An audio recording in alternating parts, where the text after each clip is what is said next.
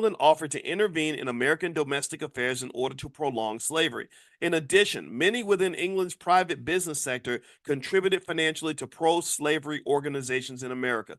I could keep going. This book is Black Labor, White Wealth. This is a great book. This is a book that everybody needs to read if you really want to understand this.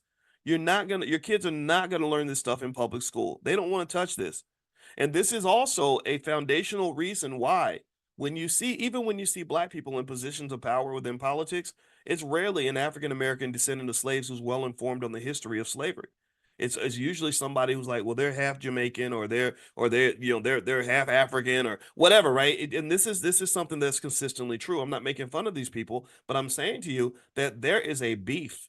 There is a major financial beef between those who are aware and conscious of how much money was stolen and how differently your lives would be if the money had not been stolen. A lot of y'all have struggled because something was stolen from you. I looked into my own history and I found out about a great great great uncle I had who pretty much owned an entire town, and they just killed him and took all his stuff.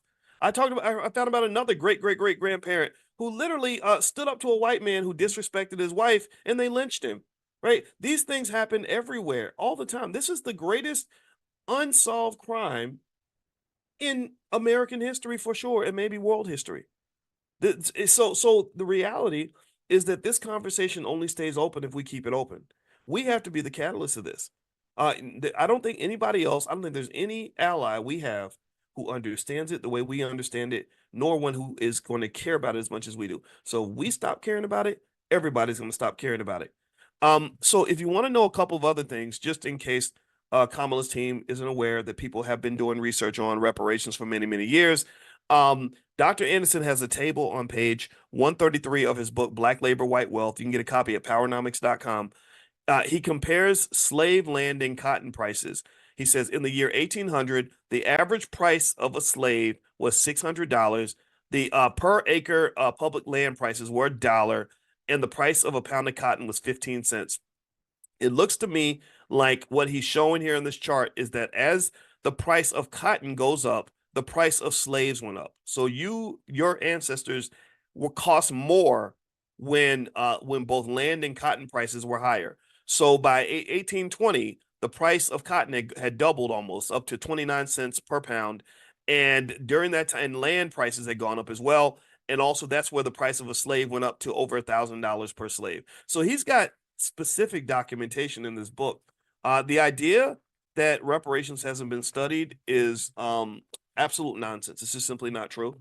And I would encourage you to study it also yourself so that when the conversation happens, you'll be prepared to have that. If you want to know what reparations partly should look like, in my opinion, institutions matter. There's actually a study just recently. 2 Nobel Prize winners just got the Nobel Prize in economics. They just got it this week. I don't know their names. I don't have their names in front of me, but they just won the Nobel Prize this week by figuring something out that economists had not figured out. They were trying to figure out which countries were wealthy and which ones are not, and why they were wealthier. And they talked about colonialism and how the Europeans just kind of felt the need to go places and take people's stuff and all this other stuff.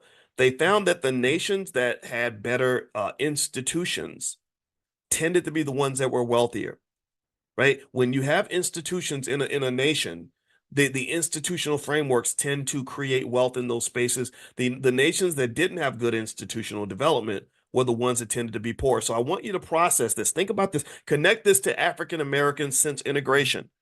One of the things that people have brought to our attention, like Pastor Kevin Cosme out of Louisville and others, is that when integration happened, one of the things Black people lost the most were their institutions. They lost your institute. You lost your institutions. You had the church. You still got that.